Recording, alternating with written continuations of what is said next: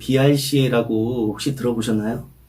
제가 지금부터 이야기 드리는 걸 놓치신다면 하나 또는 전부를 잃을 수도 있습니다.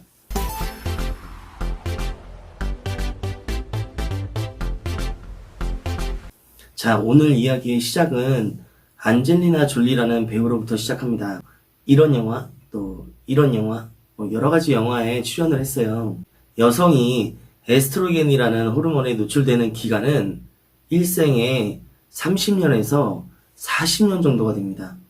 누군가는 이 호르몬이 지방분해 효소가 있어 여성의 몸을 S라인이라는 몸매를 만들어준다라고 이렇게 얘기를 하지요. 많은 유방암과 난소암은 에스트로겐에 노출되는 기간이 증가할수록 리스크 팩터가 올라갑니다. 그러니까 우리나라 여자분들은 추후에도 리스크 팩터가 감소될 일은 없어요. 과거에 우리 할머니나 할아버지 이런 세대들은 아이를 10명 내지 9명, 많게는 그랬고 또 8명, 7명 아무튼 굉장히 많은 아이들을 낳았잖아요. 그럼 아이를 임신하는 동안은 에스트로겐 호르몬이 안 나와요. 모유 수유하는 동안이나 그러니까 에스트로겐이 노출되는 기간이 굉장히 짧았었죠. 지금은 아이를 하나 또는 둘 낳는 경우 또 내지는 아예 안 낳는 경우도 많잖아요. 또 난다 하더라도 모유 수유 기간이 그렇게 길지도 않으니까 에스트로겐에 노출되는 기간이 길어지기 때문에 앞으로 브레스트 CA는 훨씬 많아질 수밖에 없는 그런 상황일 것 같아요. 안젤리나 졸리의 어머니가 브레스트 CA였죠. 그래서 이제 안젤리나 졸리는 자신만큼은 브레스트 CA 걸리지 않으려고 유방암 절제술을 시행했죠. 그러고 나서 우리나라에 급속도로 방송을 타고 엄청나게 소문이 많이 났었어요. 그래서 이게 뭐야? 이게 뭔데 저 배우는 그렇게 한 거야? 이렇게 해서 엄청난 이슈가 됐었죠. BRCA 유전자 검사가 있는데 자기는 안 걸리려고 미리 암에 걸릴 확률을 예방하기 위해서 마스텍토미를 하겠다고 해서 제거를 다 해버린 거죠. 그럼 BRCA라는 건 뭐냐? 안젤리나 졸리가 배우인데 가슴을 정말 절제할 정도로 위험한 거냐? 이렇게 물어보시는 분들도 있죠. BRCA는 유전성 유방암을 일으키는 원인 유전자라고 되어 있지만 또 정확하게 말하면 BRCA는 종양을 억제시키는 종양 억제 유전자예요. 종양 억제 유전자인데 이 유전자는 두 종류가 있어요. BRCA1이 있고 BRCA2가 있는데 이 BRCA 유전자를 가지고 있다고 해서 유방암에 걸리는 거는 아니에요. 이 아이의 변이가 일어난 경우에 종양을 억제하지 못하는 거죠. 그런 경우에 이 유방암이 일어난다는 거거든요. 즉 유전자 검사를 했는데 17번이나 13번 염색체에 위치하는 BRCA1이나 BRCA2 유전자가 있어서 변이를 일으키는 경우에는 내가 추후에 브레스트 CA에 노출될 가능성이 50% 또는 그 이상 훨씬 많이 올라가기 때문에 미리 나는 유방암을 감소시키기 위해서 유방을 제거하겠다는 이런 식으로 보시면 돼요. BRCA 유전자가 정상 기능을 못하면 DNA 교정을 하지 못해서 종양을 억제하지 못하니까 암을 발생할 위험이 증가하는 거구나 이렇게 보시면 돼요.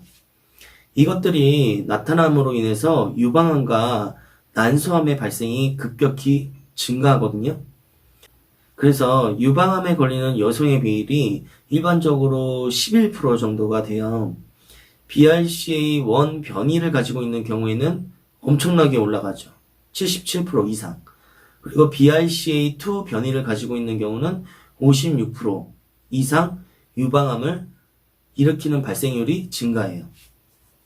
그래서 안젤리나 졸리는 매년 유방 검사를 했는데 변이가 발생한 순간 유방을 절제한 거고, 그럼 우리나라도 매년 하면 얼마나 좋겠어요. 그런데 이게 또 엄청나게 고가예요. 보험 적용이 안 돼서 제가 알기로는 몇백만 원 이상 가죠.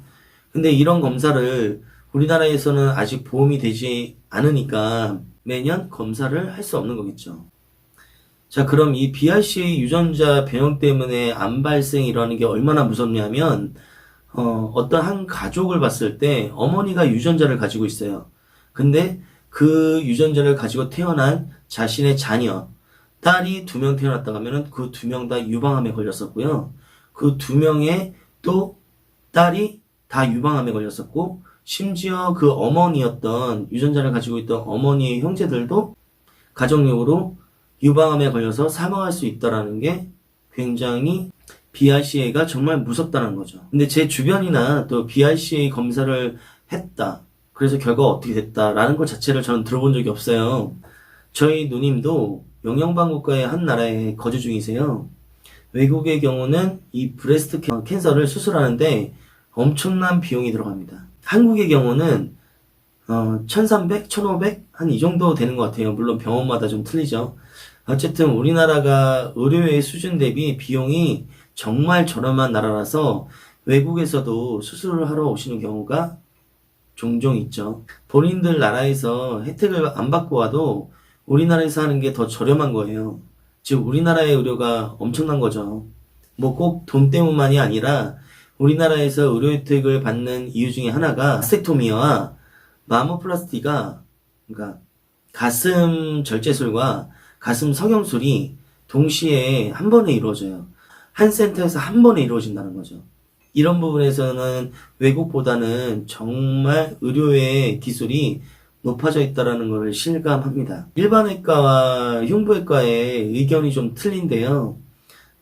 이제 흉부외과 같은 경우에는 보통 예후상, 수술한 환자의 예후상, 보통 어느 정도 시간이 지나면 렁으로 굉장히 전이가 잘 되거든요. 그래서 이제 이런 것들이 노출이 되면 암 발생이 났을 경우 가슴을 전절제 수술을 하자 이렇게 하는 경우도 많아요. 그래서 이제 뭐 부분 절제술을 원해서 하시는 분들도 계시지만 보통 권유하기는 이제 전절제술을 권유하는 경우가 많죠. 이제 한국이 굉장히 이런 수술을 잘하고 잘 돼 있다라는 거는 비용 대비 질 면에서 굉장히 높은 수준이라는 거를 얘기 드리는 거니까 오해는 하지 마시고요. 미국뿐만 아니라 우리나라도 잘 돼 있는 게 이 환우 카페라는 게 잘 형성이 돼 있어요. 그래서 이런 유방 절제술을 하는 환자들이 모여서 이제 모임에서 서로 이제 나는 어떻게 관리를 해오고 있고 또 어떤 느낌이었으면 이런 것들을 쭉 나눌 수 있는 그런 좋은 모임도 있거든요.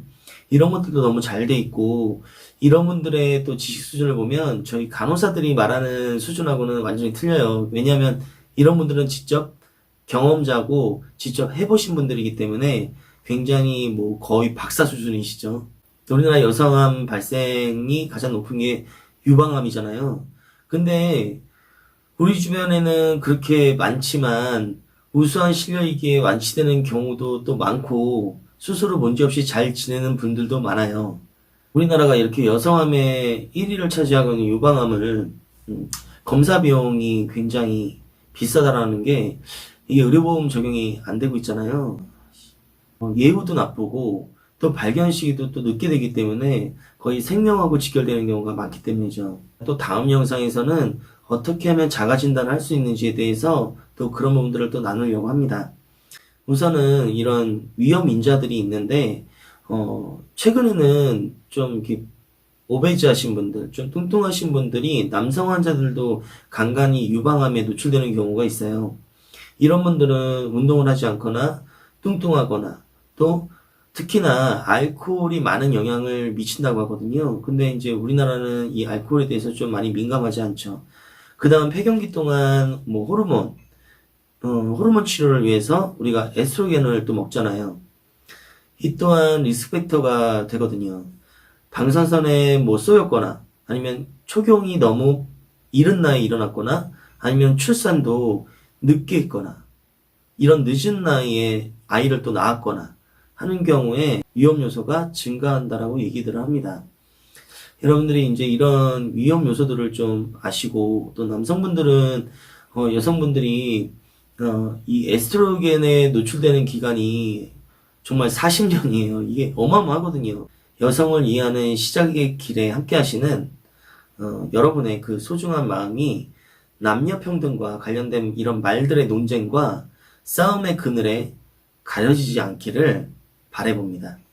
네, 또 다음 영상을 통해서 인사를 드리도록 하겠습니다. 시청해주셔서 감사합니다. 다음 영상에서 뵙겠습니다.